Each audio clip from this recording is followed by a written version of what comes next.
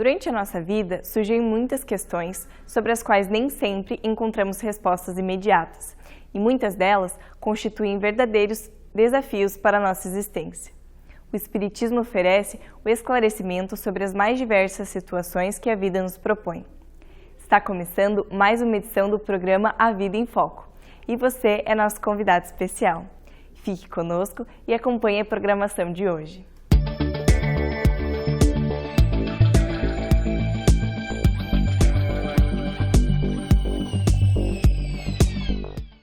Trabalho e emprego são a mesma coisa?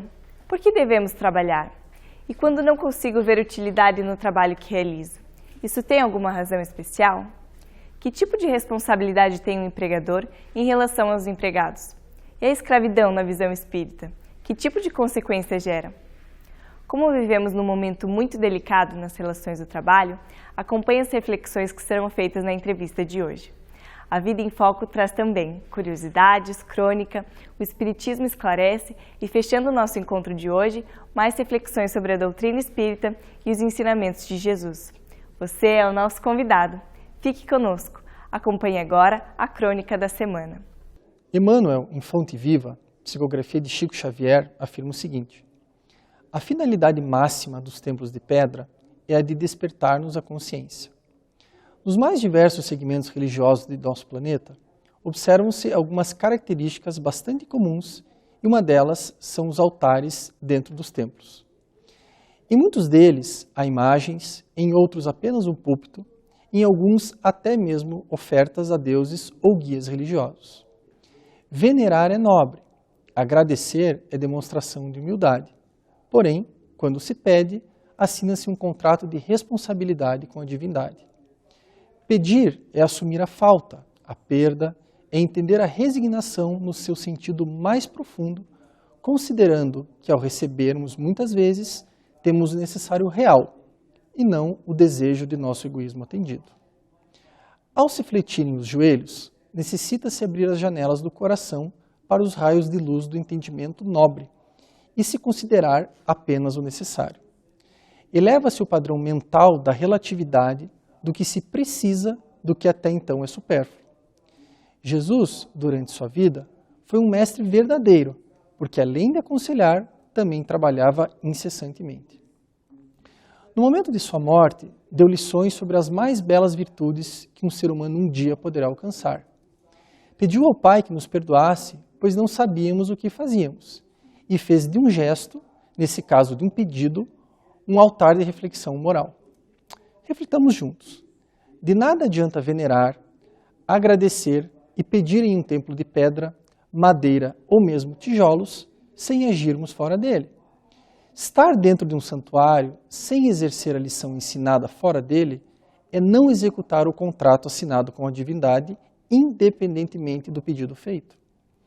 E evocando mais uma vez o texto do Espírito Emmanuel. Apresentemos, portanto, ao Senhor as nossas oferendas e sacrifícios em cotas abençoadas de amor ao próximo, adorando-o no altar do coração, e prossigamos no trabalho que nos cabe realizar. Mantenha-se sempre em seu altar íntimo. Lembremos que ele é a nossa ligação com o Mestre Jesus. A visão espírita do trabalho é tema da entrevista de hoje. Não deixe de assistir.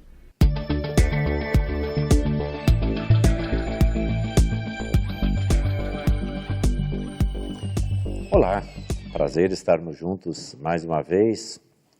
Hoje, entrevistando Marcelo Garcia Collin, médico da família, médico de família, né, Marcelo? Médico de família. Marcelo, nós vamos falar hoje sobre trabalho, lei do trabalho, ou como o Espiritismo entende o trabalho. Eu já te pergunto, como o Espiritismo entende o trabalho, então? Fale para nós, Marcelo. Historicamente, a gente tem pensado no trabalho sempre como um sofrimento, né? Um flagelo, assim. Dado a nossa ancestralidade aí de pensar o trabalho como uma punição, um sofrimento, o trabalho é uma coisa para aqueles que não têm outra opção senão trabalhar, quase todos nós trazemos essa ideia de que o trabalho é uma imposição sacrificial a qual nós devemos nos submeter porque não temos outra alternativa. A doutrina espírita não vê assim. É interessante a doutrina espírita colocar o trabalho entre as leis naturais.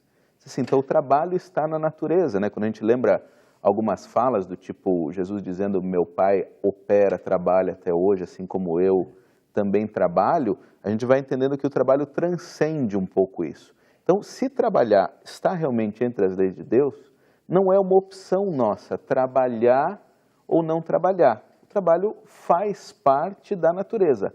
Como a gente se relaciona com o trabalho, de que maneira que a gente se envolve no trabalho e ele nos alcança, daí passa a ser uma liberdade nossa, passa a ser algo que tem a ver com o nosso dia a dia. Mas trabalho é então qualquer movimento que a gente faça. O trabalho está relacionado à operosidade. Os espíritos, né, a doutrina espírita, quando eu trouxe lá o livro dos espíritos, Allan Kardec, faz essa pergunta a respeito de se o trabalho é realmente uma coisa da natureza ou se é uma invenção dos homens. Os espíritos já trazem a seguinte ideia: à medida que nós temos um corpo, o trabalho é para nós uma obrigação. Porque o corpo, para ele continuar funcionando, ele já demanda que nós nos coloquemos em movimento. Então nós precisamos produzir calor, para produzir calor nós precisamos nos alimentar, para que a gente possa nos alimentar nós temos que adquirir esse alimento e por aí vão acontecendo as coisas. Com o passar do tempo as relações mudaram, né? No começo a gente precisava coletar o alimento para conseguir comer. Hoje a maioria de nós adquire o alimento, compra o alimento em algum lugar para poder se alimentar. Isso vai dando algumas características diferentes para o trabalho, mas o trabalho está lá. A natureza diz que nós não conseguimos ficar parados. Parados a gente morre. Por isso que o trabalho é sim uma lei, é assim que a doutrina espírita entende. O trabalho é uma coisa natural, faz parte da vida de todos nós. Então é uma obrigação ou é um direito a pessoa trabalhar? Já que ele traz esses benefícios e é da natureza intrínseca do ser humano, é uma obrigação? É um direito? Essa dúvida existe à medida que a gente procura uma distinção entre o que seja trabalho, né, trabalhar, nesse conceito amplo que a gente colocou, e emprego. O emprego não é uma obrigação para todo mundo. Tem pessoas que não estão empregadas. Vamos pensar criança, por exemplo. Pode ser que ela vá ter um emprego no futuro, mas naquele momento ela não está empregada. Depois que a pessoa se aposenta, ela está desobrigada do seu trabalho. Perfeito. Mas para a maioria de nós aqui na Terra, boa parte do nosso tempo a gente vai passar, sim, obrigados a trabalhar. E quando a gente tem uma obrigação envolvida, a gente tem, na verdade, um leque de oportunidades do qual a providência divina se utiliza nas nossas vidas.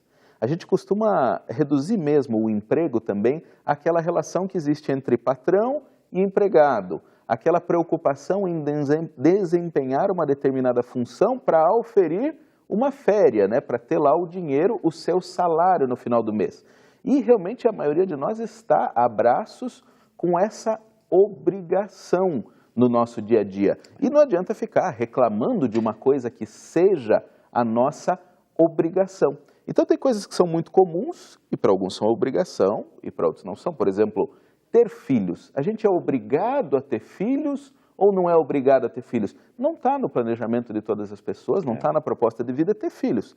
Assim, o emprego também, mas é um leque de oportunidades, assim como ter filhos não deveria ser encarado como um sofrimento, embora muitas vezes o seja, em muitos momentos é um sacrifício, nos leva aos nossos limites, o emprego também, em muitos momentos nos leva ao limite da nossa potência, da nossa capacidade, nos desafia a termos habilidades que não tínhamos até então. Então o emprego também vai ser uma obrigação e como obrigação vai ter os seus desafios para cada um de nós.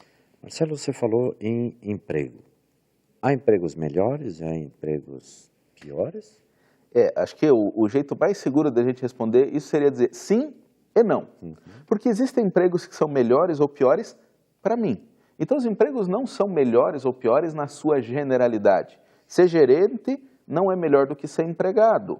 Ser médico não é melhor do que ser advogado. Ser servidor público não é melhor do que trabalhar na iniciativa privada. Então, se a gente olha o emprego de uma maneira geral, a gente não tem como qualificar. Mas tem sim empregos, ocupações que são melhores para mim. E isso, às vezes, é uma coisa que a gente precisa parar para pensar e analisar no nosso dia a dia. Porque, às vezes, nós temos uma ambição, um desejo e que não corresponde a uma realidade. Então eu acho que assim, eu preciso ter um emprego melhor, necessariamente ter um emprego melhor é ganhar mais. Ganhar mais está associado, via de regra, a ter ou conhecimentos especiais, ou responsabilidades extraordinárias, ou uma carga horária muito mais pesada. Então, de repente, para você, Daniel, você pode ter um emprego que para você é muito bom. E eu olho, puxa, eu queria ter o emprego que o Daniel tem. Mas para mim ele pode não ser tão bom assim, porque eu não pode ser que eu não consiga lidar tão bem com a responsabilidade. Então eu tenho um emprego hoje considerado pela maioria das pessoas inferior e às vezes ambiciono ter o teu emprego. E quando eu chego na tua posição, eu me vejo angustiado, sofrendo, chego à noite e não consigo dormir porque estou tomado pelo sentimento de preocupação, como é que vai ser o dia de amanhã, a responsabilidade que a minha decisão pode afetar a vida de tantas outras pessoas. Então, quando a gente para pensar em empregos melhores e piores, eu digo assim, o melhor emprego para você é aquele emprego que utiliza os teus talentos ao máximo, no qual você pode colocar para fora a tua potência, que te desafia a ser melhor também, a buscar novas capacidades que você antes não tinha e que produz o máximo de resultado para a comunidade. Então, o melhor emprego é aquele que combine essas 3 características para você. Muito bem, Marcelo. Nós precisamos ir para um rápido intervalo, mas queríamos falar depois sobre o sentido de utilidade que o trabalho pode dar à criatura. Um instante só, retornamos já já. A Vida em Foco vai para uma breve pausa e logo retornamos. Até já!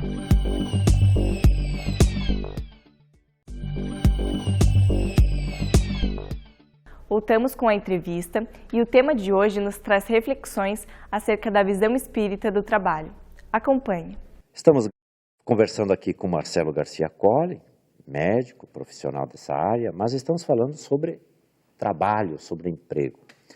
Marcelo, imaginamos também que o trabalho ou o emprego, ele tem aquele sentido de gerar utilidade para a criatura, né? Há muitas pessoas que reclamam que não veem utilidade no seu trabalho, né? Como entender essa questão? Porque às vezes é motivo até de depressões, enfermidades que se desenvolvem na área organizacional. Pode ser uma angústia, um sofrimento, Sim. Um mal-estar quando a pessoa se vê assim, porque via de regra hoje na nossa sociedade o emprego ocupa uma parcela importante, significativa do nosso tempo. A gente passa lá boa parte da nossa vida envolvido nesse meio. E é uma angústia mesmo, tem gente que sofre demais com isso, que fala, mas eu trabalho, eu vou todos os dias. E a gente sabe que se o salário é a única motivação para a pessoa estar trabalhando, essa é uma motivação ruim, ela não vai conseguir sustentar a pessoa durante muito tempo. O que eu podia dizer a esse respeito é, primeiro, que a pessoa que não vê utilidade no trabalho talvez não esteja olhando adequadamente para o seu trabalho. Porque a gente tinha falado, né, logo antes de entrar no intervalo, que o melhor emprego é aquele que produza o maior resultado por maior número de pessoas possíveis. Realmente, alguns empregos nos dão um alcance mais observável nesse sentido. Agora, o que é maior resultado, né? Maior resultado é mais gente vendo, mais gente presenciando, mais gente aplaudindo aquilo que a gente faz? Ou maior resultado é realmente produzir um impacto na vida das pessoas? Para mim, eu sempre entendo assim, que eu consegui um bom resultado no meu trabalho é que o meu trabalho tenha feito a diferença para alguém em algum momento. Sentido, né? E às vezes o nosso trabalho, o produto, o objetivo do nosso trabalho não faz grande diferença. Agora a gente pode fazer toda a diferença no ambiente de trabalho, por exemplo. A maneira como a gente se relaciona com os nossos colegas de trabalho, com os nossos superiores ou os nossos subalternos, pode fazer toda a diferença na vida dele. A gente está colocado ali dentro de uma determinada hierarquia, e isso também nos convida a exercermos um determinado papel. Será que você não pode fazer diferente esse papel? Qual que é o algo mais que você pode dar naquele seu trabalho? De repente, o seu trabalho é oferecer, no final, um carimbo, uma assinatura, ou algum resultado assim, concedendo ou não. Mas o que mais pode ir junto daquele carimbo, daquela assinatura e daquele resultado? Todos nós somos convidados, todos os dias, a oferecermos algo de nós ao outro. Esteja o outro vendo ou não. Às vezes eu posso pegar aquele papel e dizer, puxa, faltava uma coisa aqui, mas eu sei o que falta. Será que eu não posso compensar essa dificuldade, suprir, resolver e já entregar isso mais pronto para frente, fazendo uma diferença para aquela pessoa? Oportunidade de ir além existe em todos os momentos da nossa vida. Estejamos no emprego, fora do emprego, na rua, em casa, em qualquer lugar. Então, se você parar para observar aonde você pode ir além, o que mais você pode fazer, você vai estar vendo utilidade em estar ali naquele momento. É verdade que existem pessoas que, por circunstâncias diversas que a gente não consegue saber a história de cada um, se veem como que presas a um trabalho que é maçante, sofrido, difícil para a pessoa fazer naquele momento. Ela pode estar nessa condição não por uma escolha, mas por uma necessidade. Mas aí também ela deve parar para pensar, bom, se é necessário que eu esteja aqui, o que eu posso fazer de melhor nesse momento? Eu me lembro de Paulo de Tarso, nos dá um exemplo muito interessante nesse sentido, no livro Paulo e Estevão, do Chico Xavier. Ele traz um momento em que o jovem Estevão é colocado numa galera, ele é colocado lá para remar no navio. E aquele jovem Estevão, que era uma pessoa que não desperdiçava a oportunidade da vida, falou, bom, se Deus quer que eu esteja aqui, escravo, numa galera, remando, eu vou ser o melhor remador que eu possa ser. E começa a querer fazer diferença para a pessoa que estava sentada do lado dele, do outro lado, e procurar um resultado. É alguém que não se deixava como vítima das circunstâncias. Ele sempre procurava observar como é que eu posso ser um agente de transformação no ambiente que eu estou. Interessante essa visão, Marcelo, esse fazer mais, mas eu queria te perguntar, qual é o limite do trabalho? Esse é um grande desafio que a gente vê nos dias atuais. Allan Kardec, o codificador da nossa doutrina espírita, fez essa pergunta aos espíritos. Os espíritos dizem que o limite é muito pessoal, cada um tem um limite, porque cada um de nós tem uma capacidade instalada, uma força, uma quantidade de virtude que já desenvolveu e que nos permite nos dar mais ou menos. Então, genericamente dizem assim, o limite do trabalho é o limite das forças. Só que hoje, no nosso mundo moderno, a gente trabalha com outras ideias de limitações. Muitas vezes, a gente dando mais horas ao trabalho, está abrindo mão de outras coisas na nossa vida. Então, a gente não deve olhar o limite do trabalho pelo limite da força física. O limite do trabalho deve levar em consideração o quanto ele está afetando os outros estados da nossa vida. É comum a gente ver hoje aquilo que a figura que em inglês eles usam, né, the workaholic, aquela pessoa que não consegue desconectar do trabalho. Trabalha muitas horas por dia, chega em casa, continua trabalhando, né, leva trabalho para casa ou está conectado, pensando no trabalho o tempo todo. Essa pessoa, por vezes, acaba falhando em outros campos da sua vida. Acaba não sendo um marido tão presente, uma esposa tão presente, uma mãe para os seus filhos, ou um filho para sua mãe, e por aí segue o seu caminho. Então, é importante que a gente veja por que nós estamos trabalhando tanto também. É muito bom a gente poder trabalhar com uma coisa que nos faz sentir bem e faz com que os outros se sintam bem também. Agora, o trabalho não pode se tornar uma fuga para os nossos outros conflitos. Então, a gente tem que se impor a mão na consciência e dizer assim, tá, estou trabalhando bastante, produzindo bastante, mas não estou deixando nenhum lado da minha vida desguarnecido nesse momento. Por que eu estou fazendo isso? Marcelo, em 30 segundos, qual é a visão espírita da escravidão? Como é que a gente contextualiza essa questão diante do emprego, do trabalho? A escravidão tem várias facetas ao longo da história, né? Que começou com a história de algemar e hoje com tantas pessoas que acabam se vendo subjugadas também. A exploração de uma pessoa por outra é sempre equívoco, é sempre erro, é sempre crime aos olhos da doutrina espírita. Quando a lei de trabalho, sociedade e igualdade, uma se sobrepõe à outra. Então nós sempre devemos tomar cuidado. Se o nosso trabalho está libertando ou aprisionando os outros, se nós estamos dando ao outro a capacidade de ser melhor ou limitando ele. Então a escravidão é muito mais do que eu te pago ou eu não te pago. Eu deixo você ser, eu te exploro, qual que é a minha posição para com você, a outra pessoa. E eu tenho que sempre cuidar em como eu me porto nessas situações. Ok, Marcelo, obrigado pela tua presença aqui. Nosso quadro de entrevista chegou ao final, mas o programa Vida em Foco continua. Fique conosco. Você tem uma dúvida e quer que respondamos? Envie por e-mail no endereço contato@vidaemfoco.com.br a sua pergunta. Acompanhe agora o quadro Espiritismo Esclarece, pois essa poderá ser a resposta que você procura. Olá, meu nome é Eduardo, moro em Fortaleza, Ceará, e tenho uma dúvida. Existe uma data para aquilo que os espíritas chamam de transição planetária? Prezado Eduardo, agradeço a você pela participação valiosa. Vamos refletir juntos. Talvez seja este o tema que mais tem ocupado a agenda do movimento espírita nesses últimos 3 ou 4 anos. Transição planetária com vistas ao mundo de regeneração. Datas têm sido apresentadas e algumas vezes não devidamente interpretadas ou digeridas por aqueles que procuram compreender o assunto. Será 2019? Será 2052? Ou será 2057? Quem ousará dizer com precisão absoluta? No universo, ao que parece, tudo funciona em sistema, e sistemas reagem sobre sistemas. Nosso corpo físico é um sistema, o planeta Terra também é um sistema. Assim como o corpo físico está sujeito a alterações de tempos em tempos, igualmente os planetas estão.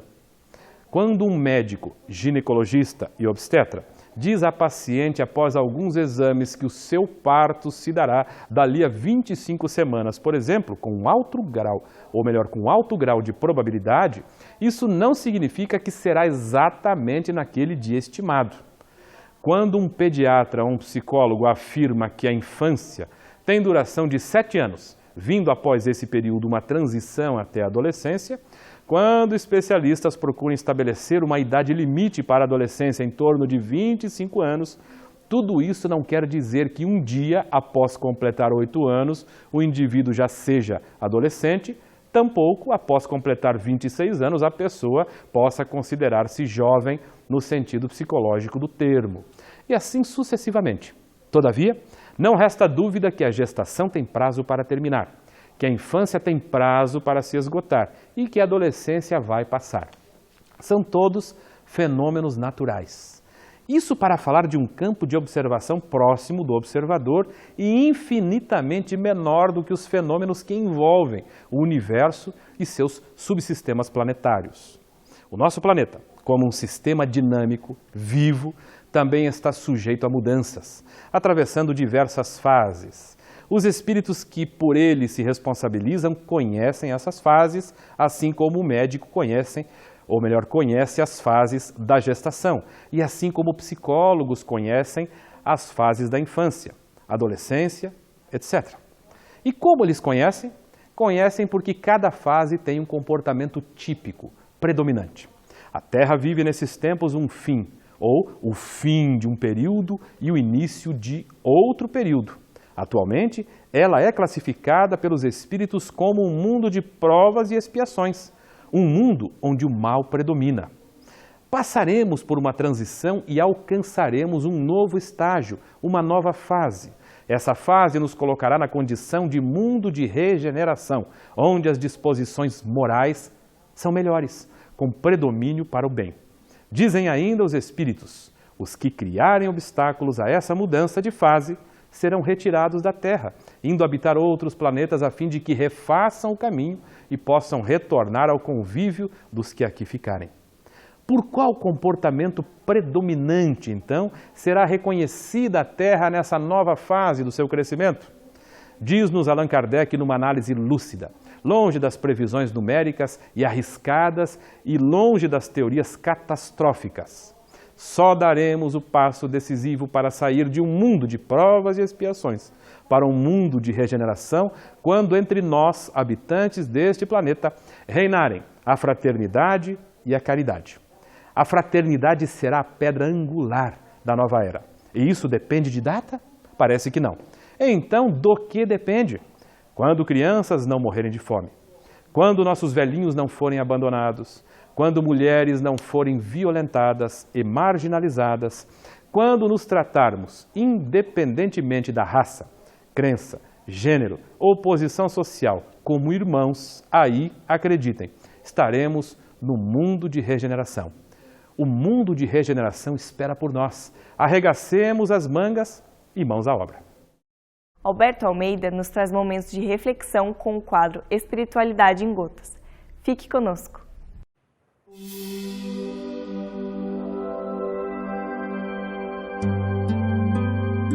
Espiritualidade em gotas.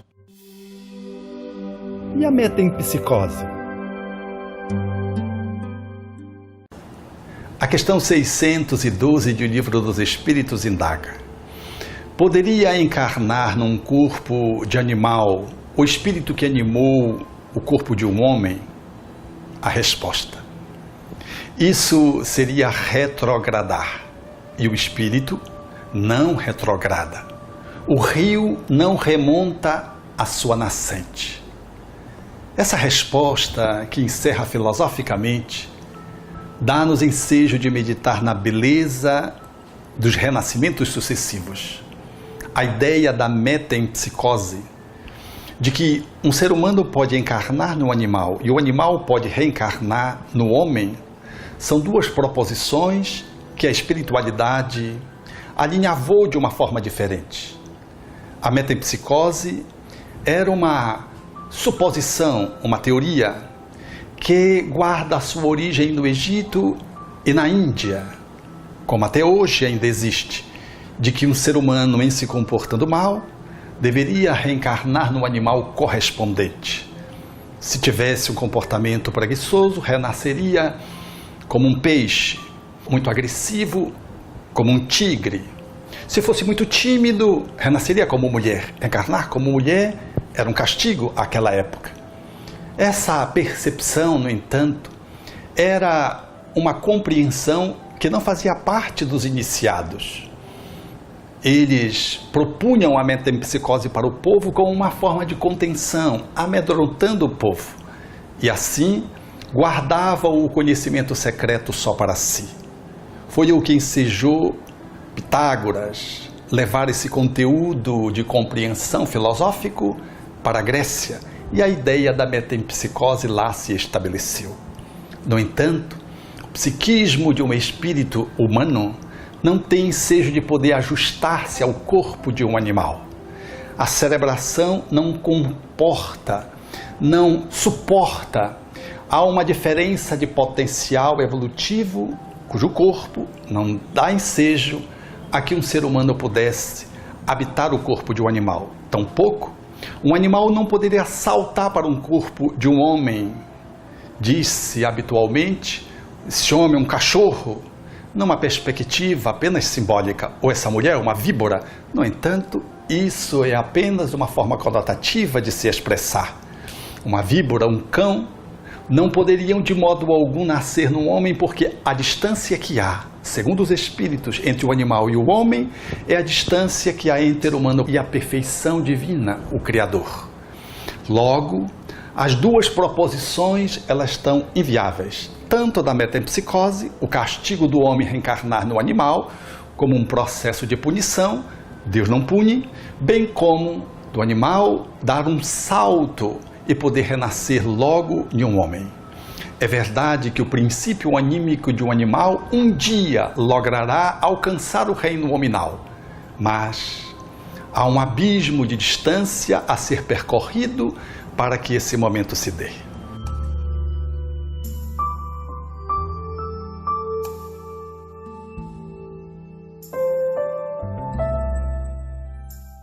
Obrigada pela sua companhia. Estamos chegando ao fim de mais uma edição. Caso você tenha perdido alguma parte do programa ou queira rever aquela entrevista sobre um tema preferido, acesse www.avidaemfoco.com.br ou também acesse o canal da Vida em Foco no YouTube. Lá você encontra todas as edições produzidas até hoje. Nós ficamos por aqui com o desejo de uma semana com muita luz e alegria a todos. Aguardamos você na próxima edição do A Vida em Foco. Até lá!